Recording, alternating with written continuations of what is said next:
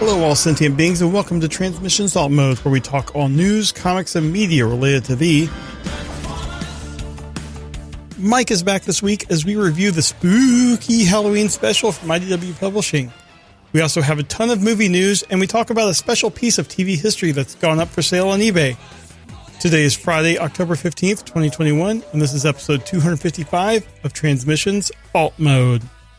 Welcome to Transmissions Alt Mode, the podcast where we pick the most relevant Transformers media topics in the news and make fun of them endlessly.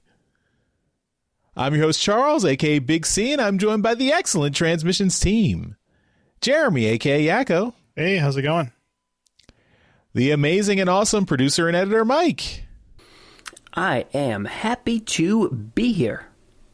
And Daryl, the Cybertronian Beast. Hi. Let's talk Transformers. As always, we started the show by thanking our Donatreons, those lovely people who support us on Patreon and PayPal. We really appreciate all the things you do for us, helping us out, helping us keep the lights on, and just generally being awesome human beings. So if you'd like to become a Donatron, if you're listening, and you can just go sign up at transmissionspodcast.com/support, and that's where you can help us out. Some of the perks of being a Donatron is that you get access to special Empire of Rust episodes and events.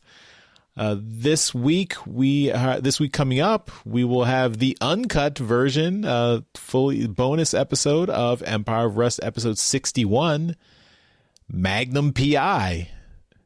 And this is exclusive to Donatrons, and this will be out Monday, October 18th. Before the regular episode, because that regular episode, the fully edited episode, will be out Monday, October 25th. So you've got another week for all the regular Empire of Rust subscribers. Mike, you missed a Magnus PI joke there. But the character's name is Magnum. See, Jeremy, you got to listen to the show. One of the characters is Magnum. I understand. I'm just saying, low hanging fruit. Well, he's not in the episode, Ultra Magnus. Jeremy's not interested in your logic, Charles. I'm not. I'm just interested in my bad pun. Okay, fair enough. We've also got the next episode in the Empire of Rust Transmissions collaboration. This is Through the Monty Glass. I believe this is episode 3 of our 6-part Transmissions side story in the Empire of Rust universe. And this is also exclusive to our Donatron. So you cannot listen to this if you are not a Donatron. This one is available right now. Or not right now, in a couple of days, because when this goes up, it'll be available the next Monday on the October 18th. So look forward to that. You've just got a couple of days to wait. Don't worry. Mike, you did a guest spot on the Autopod Decepticast. What happened there? Yeah, well, I went ahead and talked to these guys a couple weeks ago. I'm just a big fan of their show. Jeremy was the one who ended up turning me on to the cast. And the Autopod Decepticast is a great trio of guys. And the episode that I was on was the G1 Classic episode War Dawn, the one where... I won't spoil it. Well, the one where the area bots go, I was going to say, I'm not going to spoil it, but it's a friggin' 30-year-old episode. So you know what? If you haven't seen it by now, you're done. I'm going to spoil it for you. It's the one where the aerial bots go back in time and meet Orion Pax. So it is one of the seminal episodes for G1, and we talk about it on the show too, just how much influence that episode had on not just the G1 series, but pretty much every Transformers universe since then. Comics, media, cartoons. It was one of the most important episodes in the series. So one of my favorites. So yeah, we had a good talk about it. We actually just recorded a couple days ago, and I believe it's going to go live on November 8th, I think. Don't quote me on the exact date, but early November. All right, we will keep an eye out, and when it does go live, we will definitely mention it here so everyone can check it out. And you'll never guess who Orion Pax turns out to be in the future. Spoilers.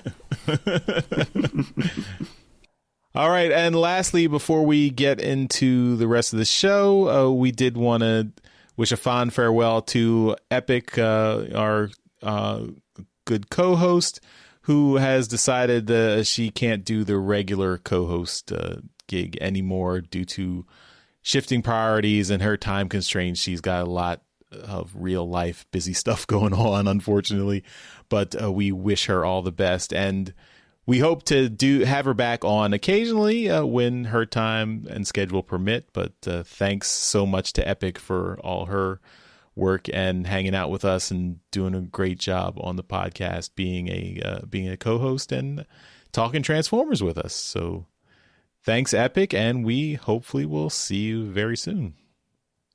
All right, let's jump right into our comic review.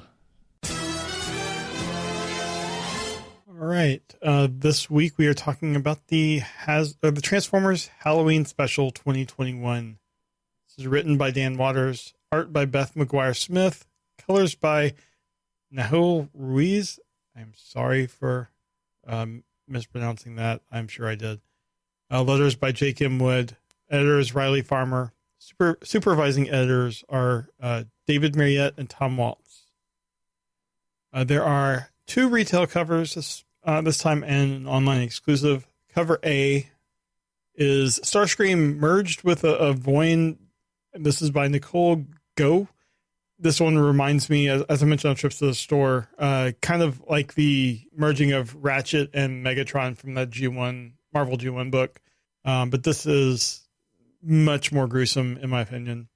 And then the retailer incentive has Starscream kind of walking alone in the spooky wastelands. And this is by Livia Ramondelli. And then the online exclusive for New York Comic Con, available on IDW's web store, has a Starscream screaming in a pumpkin orange environment. And this is by Brian Lee. Mike, let's start with you. Which one of the 3 do you like? You know, I'm not the biggest fan of any of them, but if I were to pick one, I'd probably go with the Starscream and the Voin kind of merging together. At least it has that homage to the Ratchet and Megatron merge.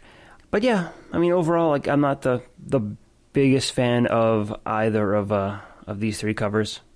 Daryl, how about you? Well, I have to say, I kind of wish I could have gotten the RI cover, because Livio's cover really kind of brings out the spooky. The online exclusive one kind of looks like they used like the new Earthrise toy as a kind of a model to go off of. But I'm going to pick the RI cover. It's definitely got some spooky vibes going for it. And Charles? I think I'm also going to go with cover A, just because I feel like that captures the story and what's happening in the book the best. And also, yeah, the homage to that classic Transformers cover, where a Marvel Comics cover of Megatron and Ratchet being blended together. So, I do enjoy some classic references. I don't even know if this was an intended reference, but yeah, I mean, it could be just a coincidence too, but we'll give them the benefit of the doubt. But yeah, that's why I'm picking that cover. I have a hard time picking between the A and the RI. I think probably I would go with the cover A, just because, I mean, they're both spooky, but cover A just has more of a horror feel to it. Like, it is kind of terrifying. All right. The title of the issue is "I Have No Mouth and I'm a Starscream." It starts out with the Decepticons they've seized control of Iacon, and they are trying to now get into the government running of things, trying to build trust among the populace. And Megatron is wanting to take care. There are some rumors of Autobots lurking around, and he wants to very publicly take care of this to kind of show the people that the Decepticons will take care of them. And overhearing this is Starscream in a hallway, and he's seeing this as an opportunity to get his glory. And Megatron, like, he overhears Megatron saying that Starscream is who he was going to pick. However, Six Shot, who Megatron is talking to, kind of says, "You really want Starscream? Who is he really loyal to?" And he puts doubt in Megatron's mind, so Megatron decides he wants to go with someone else. However, hearing all of this, Starscream decides he's going to take it on himself, and he storms away without Megatron really even knowing that his conversation had been heard. And he runs into Runabout and Runamuck, who have told them about a myth of a ghost that is in the wastelands, screaming every night. And they're saying it's like a disembodied spark trapped without a body. And in his past, Starscream had explored lots of the wasteland with his mentor Kryak. And so he's like, no one knows this better than me, this area. So he goes off in search of this. He's like, this is what will get me glory. And through the wastelands, he finds a Voin, one of the Voin's little ape creatures that they control, who has been trapped in this in the wasteland. He's the little thing coming out of his head is stuck in the ground, and he manages to try to communicate with it, but this starving creature, he's terrified. But when Starscream tries to cut the cable, he is pulled inside the brain, and it turns out that Kryak, his mentor, when Kryak went emergent, this creature was trapped and something happened, and Kryak has been trapped in the body. So Starscream, as he's like realizing what's happening, Kryak is taking over his body. And this is sorry, my summary is not very good this week, but essentially there's a battle here where Kryak tries to take over Starscream's body to return to the land of the living. They have a battle inside Starscream's body as sparks, as minds. And Starscream is able to finally get back into his own body, sever the connection, and leave Kryak stuck in this organic body for seemingly forever. And all Kryak can do is scream in the night. So that's kind of the story, despite my horrible summary of it. It was a very enjoyable, very kind of, it was a good horror story, I think, set in the world of Transformers. It does give us a lot more background into Starscream. And I'm not really one to read horror stories. I mean, we've had a few in Transformers, or just some kind of like, I guess I think it was one of the Wreckers books was kind of meant to be scary with some of the tarantula stuff. But this one, it was kind of creepy at times, and I liked it. I thought the art was pretty good. Set in this new continuity, I think it works well. It gives us, it's interesting to see another writer's interpretation of this, because this is one of the few times that, we've had another writer kind of live in this world. But it was a very enjoyable, very good Halloween book, in my opinion. Mike, what were your thoughts on the book? It certainly is an interesting book. There's the story itself. Like, I'm kind of with you on this one, Jeremy. I generally don't read like horror like comics. If I'm going to read anything scary, it really does have to be a novel, because that's really the thing that kind of like pushes that horror like theme for me. Your brain can do most of the work and terrify you. Exactly. Yeah. A comic doesn't really hit that for me. It's like whenever I read, even if it's a horror or creepy themed comic, I just don't get the horror or creepy vibe, because it's a comic. I can see the pictures. It's fine. But that being said, there was a couple of really interesting like lore elements that are added in. And I love it when lore and history is added into these stories. That's like my favorite part of anything on this. I really do like how Starscream kind of responds to being put into like a biological body, like the horror he kind of feels of like of being stuck in like a meat sack when it's so completely and utterly alien to him. And I think this is one of the few ways you could actually do horror with a Transformer because, for the most part, they're going to be able to see in the dark. They're going to be able to get around. They're extraordinarily tough. They're not going to die very easily unless, they're attacked or something. But something like this, yeah, like the feeling of this effectively immortal machine being turned into this very temporary, very fragile kind of biological being is a very interesting way of approaching the story.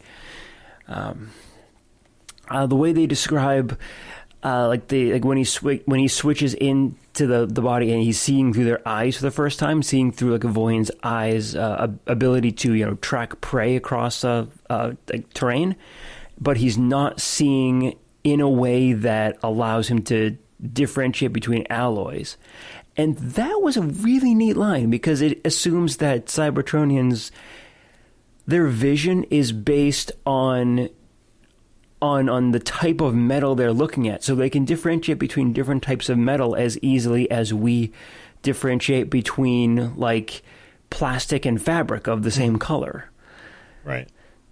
So like those little touches like that were really, really interesting and really fascinating. And it's the stuff that I really enjoy that they put onto the stories.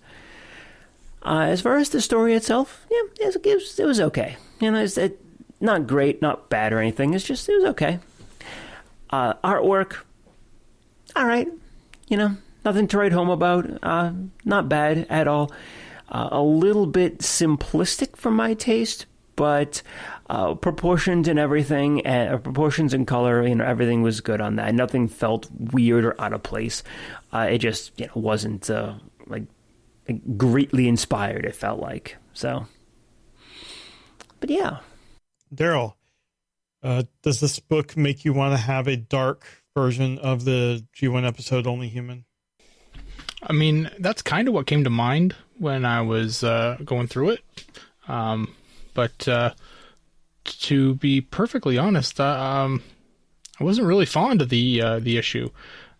There's not a lot of action, which is one thing. There's an awful lot of prose or talking going on. I did like the kind of backstory where we get the name of Starscream's mentor, and then kind of a little bit of information about her and what they used to do together. When Starscream was a new bot. That was interesting. But the whole bit where the actual horror takes place, where they kind of merge together, that kind of lost me. I was not interested in what they were doing there.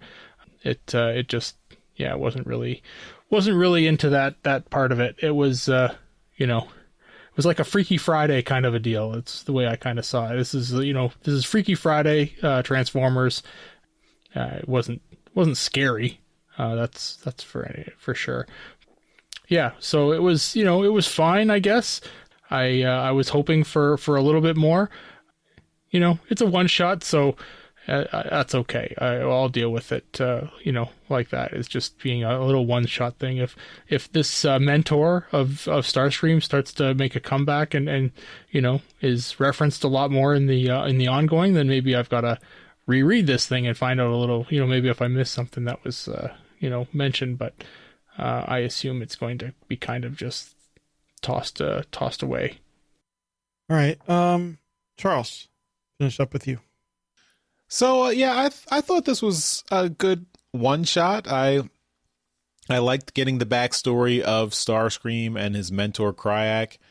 I liked the artwork. I think like we talked a little bit about Beth McGuire Smith, and sometimes her artwork wasn't our favorite style, but I thought it really worked for this book and this story. I also think the coloring really served it pretty well, in terms of, getting the creepy vibe, the lighting of Starscream out in the forest and everything. So I think the art and the colors really complemented each other in this whole story, and I thought it was really well executed. I think in terms of the story, I thought it was interesting to see Kryak and get a little bit more information on what it means to become immersant and kind of go back into the planet, and how she was kind of driven insane because when she tried to go immersant, she got stuck in this Voin body. So I thought that was a really interesting aspect.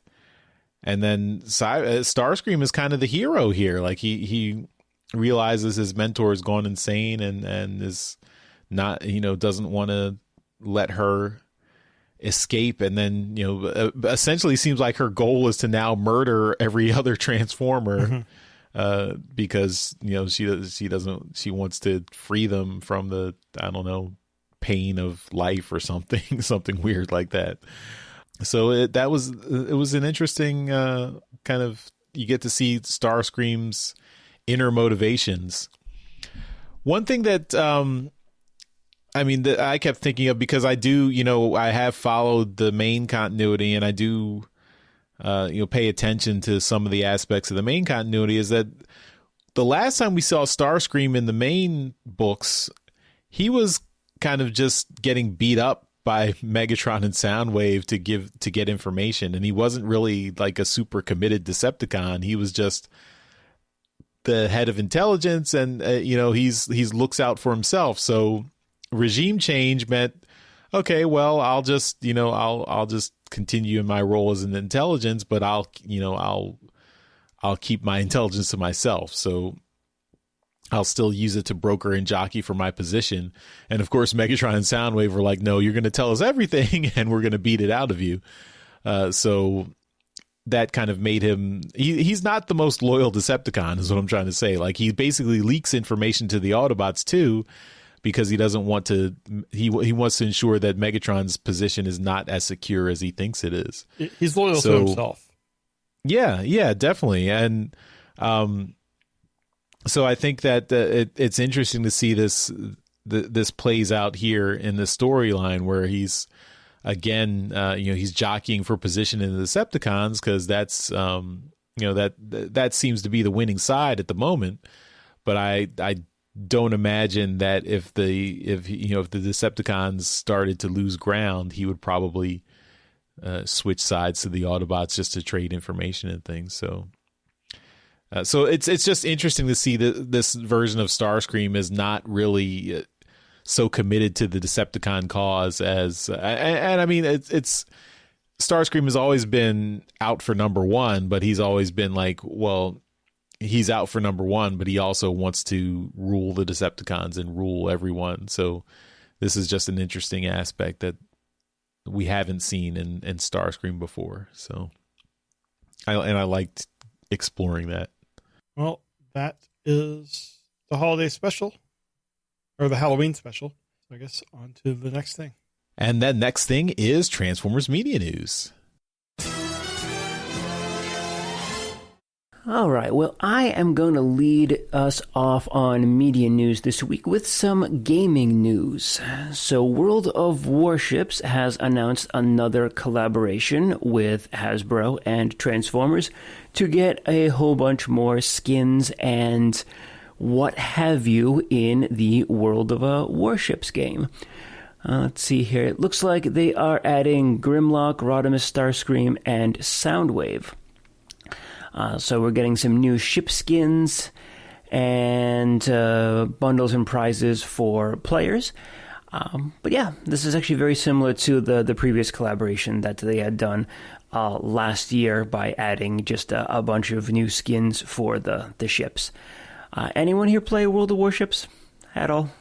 Nope. Tried it? Looked at it? No. Thought about it?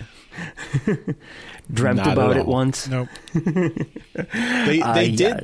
They did show an ad for this in front of the Transformers the movie screening from a few weeks ago. Oh, did they? How'd it look? Yeah. I mean, it looked fine. I mean, it's a mobile game where Transformers are standing on ships for some reason. It's kind of weird. I think there was a lost opportunity with like a whole bunch of like battleship themed Transformers that they could have done like a skin to. I mean, like I would love to see like a tidal wave or like a tidal wave or a broadside in here. That'd be kind of cool. Or the one they did for the movie design with the movie design, Depth Charge, the little scout class figure. Mm-hmm. Yeah. Yeah. They had a bunch of options. A lost opportunity, you know. But that's not the only thing we got in gaming news this week. Apple has announced a new game coming, a new Transformers game coming to Apple's game subscription service. This is Transformers Tactical. Is this an actual name or is this just a type? Transformers Tactical Arena. Transformers Tactical Arena. Well, that's a very descriptive name because that's exactly what it's going to be. It's a tactical arena mobile game. So, yeah, not a whole lot of details are out at the moment, but this is going to be a Transformers version of the arena combat games where you take control of a team of characters and fight your way through PvP arenas. Anyone have any interest in trying this game out? I subscribe. Like I have Apple Arcade through my or on my devices, so I've already pre-ordered or pre-registered to get it. So I'll be checking it out. I mean, it looks like it's okay. On Mac, iPhone, iPad, and Apple TV. I have all of them, so I will try it on all of those. Nice. I'm not big into. Like, I don't really have a lot of experience with the PvP format like this, so we'll see how it goes. But yeah, looks like it has all your favorite G1 characters like Bumblebee, Megatron, Windblade. Mm-hmm. I'm into, I think, month 2 of my 6-month free trial of Apple Arcade, so I guess I'll try this and see how we it can goes. Play. Fair enough. You can play versus each other. Charles versus Jeremy, fight. Yeah, but what are you guys going to do in the game, though? That joke's antique. I probably won't be playing this because I don't have any Mac services, and I definitely don't have their subscription service, so that's not for me then. And I generally don't play the like arena combat games just because PvP is not like my preferred way of playing video games. I either do it solo or co-op. So PvP is just not my preferred thing. Mm-hmm. But yeah, when you two try it out, if you're able to get a match together and see how it works out, let us know and see if it's any good. Maybe we'll stream it somehow. Yeah. You could. Yep. And with that, we are all set with gaming news, and I'm going to toss it over to Daryl for the rest of media news. All right, thanks, Mike. And I'm going to jump into movie stuff. We got just a ton of stuff from the Transformers: Rise of the Beast set this week, and it's a lot of stuff here. So if you want to take a look, you can click on the links in the show notes. One of them is Michael Bay was in Machu Picchu, and he was. There was a rumor about a possible Stonewall Autobot. There's been a bunch of stuff that's been appearing on the sets. The Nightbird character has appeared. It's a black and kind of purple. There's a little bit of purple on there. I think it's a bit of a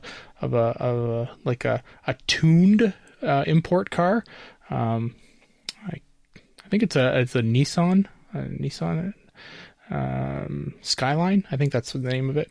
I used to be much better at cars. I'm not as good anymore. The Optimus Prime truck was spotted in Cusco. They did a lot of film. There was a bunch of work done last week in Cusco, Peru. So if you were part of that, you can you've probably got a bunch of pictures and should send them our way. We would definitely talk about them in the show. So They've got pictures here of Bumblebee, Optimus Prime, Scourge, an orange truck, and other stuff that they did while filming in Cusco. One of the orange truck is interesting. It's a bit of a like a pickup truck, not a pickup truck. Sorry, a tow truck. Yes, a tow truck, and it's got Bernie's towing an auto body on it. And a lot of people are pretty sure that's in reference to Bernie Mac from the 2007 movie. So yeah, sadly he passed away, and so they thrown a little reference to him in this movie here. The Scourge truck looks badass. It's just a beat up black truck that's just like decked out with all the like Mad Max style stuff that you could fit onto it. It looks pretty cool. And all the other ones we've talked about, the Bumblebee, the off-road Bumblebee, and the Optimus Prime. It looks like the front of that Scourge truck has badges, like all different faction badges. Oh, cool. On the grill, as if it was like victims he had taken out. Mm-hmm. The director, Stephen Capel Jr., took a picture with all of the cars and vehicles. So we've got Bumblebee, we've got Mirage, Optimus, and an old VW van is stashed away in the background of this picture, and a red motorcycle. Now we know that RC has been on a listing of characters appearing in this, so this might be RC. I know the movies like to make RC a motorcycle, so we can theorize about that. And apparently the people of Cusco put on a carnival and basically celebrate. I don't know, was this part of the movie? I'm trying to figure that out for this. It looks like it's just the town kind of celebrating for Transformers filming in the city, because there's all kinds of stuff about like cars from the old movies. They got a G1 Bumblebee looking car. They've got toys and stuff. So it looks like something that the city of Cusco put on for to celebrate the fact that the movie was shooting there. And that seems to be what's going on here. But it looks like a great time. Like, I would have loved to have been part of this. One of these has a banner that says Carnival de Cusco 94. I see. So it could have been combined. Could have been. So there's some pictures from inside some kind of area where they had barricade from the 2007 movie, Bumblebee from, I don't think it's the 2007 movie, it might be. It's the newer Camaro Bumblebee. They've got Masterpiece, new Masterpiece MP44 and Masterpiece 36 Megatron. They've got Masterpiece Sunstreaker in here. A bunch of figures here, including a third party blaster, transistor here. Ultra Magnus, Masterpiece Ultra Magnus. So they've got a bunch of stuff that's on display, and yeah. So if you're there, I know we've got a couple listeners in Cusco. I know Andrew Griffith would usually be there, but he's at New York Comic Con right now, and then we'll be going to TFCon after that. So he's not there; he's away, so he missed out on all of this. But yeah, so if you were there and attended this event, let us know what this was all about, because it looks like a hell of a good time, and I wish we could have gone to this. And that's it for movie news, but I'm going to jump into TV and streaming news. And this is, we're shoehorning this thing in here for TV and streaming because this is the coolest freaking thing. But, it's appeared on eBay up for auction, and it is just the coolest thing. If you're a fan of the old G1 cartoon and you're we call them in the collector circles, we call them whales. People who have insane amounts of money to spend on the things that they like to collect. If you are one of these people, why aren't you a Donatreon? But this thing has gone up for auction, and this is a grail by every conceivable stretch of the imagination. This is a series Bible for the Transformers animated series from 1984. This is 42 pages that was printed May 10th, 1984, and it just, you go through it, and they've got a couple pictures up on the eBay page here, and they go through it, and they literally describe what Transformers is, a couple of all the characters, and they got pictures and bios of everything, and this is it. This is what Transformers is all about. This is where it started. So this would have been given to the animators and the writers. I don't know whose this was, but it's very rare. It's up for auction, or not for, I don't even know if it's auction. So buy it now, right now on eBay for $7,500 US, with the ability to do a payment plan on it. So if you're willing to pay $324 over 24 months, you can do that now. It does say you can make an offer. I don't know what the person is willing to accept, but you can make a counter offer if you are not willing to propose, pay the full $7,500. Do you want to make an offer, Moneybags? No. Oh. My offer would be like $200. $200 so probably would not be accepted. Wow, not a very big fan. Okay. But this is an interesting thing. I don't think I've ever seen one of these things, but this is one of those really cool things that just you never ever see these things. So Jeremy, could we swing this with some Donatreon cash? I don't think we have that much. But I mean, if Charles was willing to put in 200, I'd also put in 200. Maybe we can go in together. Okay, yeah. I'll drop in $150. All right, we're getting close to 1,000. And there is an archive online. If you just want to read the information, you can go to the Space Bridge. The Space Bridge Sunbow archive, and you can read the whole thing. So it's preserved there for posterity and everything. It's one of those pieces that it's not a toy. It's just couple pieces of paper that it's the beginnings of the Transformers series, right? There were toys before that kind of influenced everything, but the cartoon, the original G1 cartoon is that's really where all of us really kind of got got into this series, and this is where it started with this animation Bible.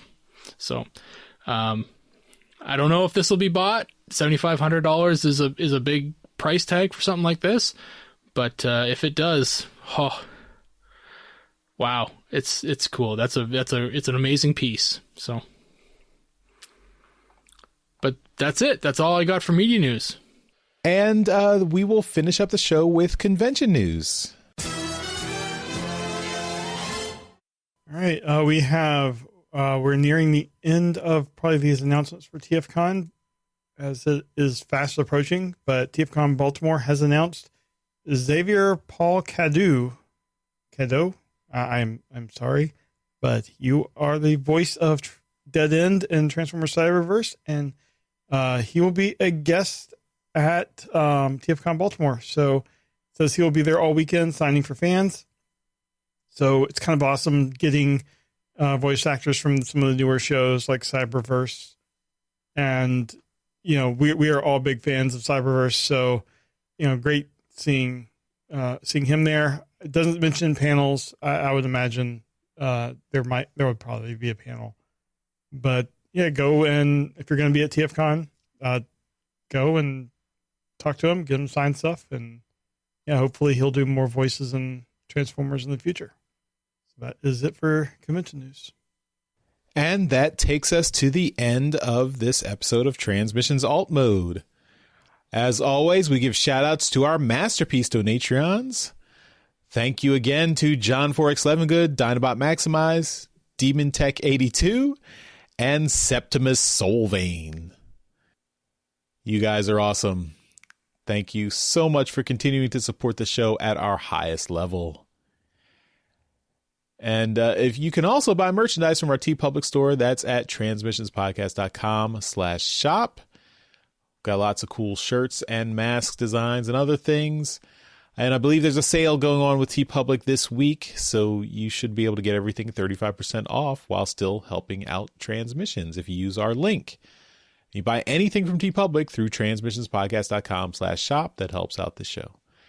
You should be able to get your stuff before TFCon Baltimore. So if you order it now, I think you can still get it before TFCon Baltimore. At this point, when this show goes up, maybe the shipping, you might have to get a little bit higher shipping. Ship it to the hotel. Yeah. Fingers crossed. All right, Mike, thanks again for joining us this week. Why don't you tell everyone what you can plug? All the good stuff you're doing online, all the cool projects you're working on, including Empire of Rust. That's what I'm working on. I totally forgot. Yes, Empire of Rust is the big thing. We got episodes coming out every 2 weeks, and we got the Patreon exclusive little mini series we got going on, coming out every week, lasting until November 8th. So we'll have episode 3 coming out this Monday. So yeah, it's a good time. I always recommend join the Patreon, get access to those episodes and the uncut episodes if you prefer to just hear the actual gaming session itself without, any of the extra stuff to it. I end up cutting a lot of stuff for time and what have you. So the uncut episodes generally are a good deal longer each time. So yeah, Empire of Rust, check it out, please, if you haven't. And if you are interested in seeing some toy photography, go ahead and follow me on Twitter or Instagram at Minervion, Minervion. All right, and that will do it for this episode of Transmissions Alt Mode. Thanks everyone for listening, and we will see you next time. Bye-bye. Bye. Bye-bye, all. Later. Thank you for listening to this episode of Transmissions. If you'd like to join the conversation, travel to our Discord channel at transmissionspodcast.com/Discord. Want some cool Transmission swag? Feast your eyes on our Transmissions gear at transmissionspodcast.com/shop. If you'd like to support our podcast, go to transmissionspodcast.com/support or tell your friends about our show. We'll see you next time.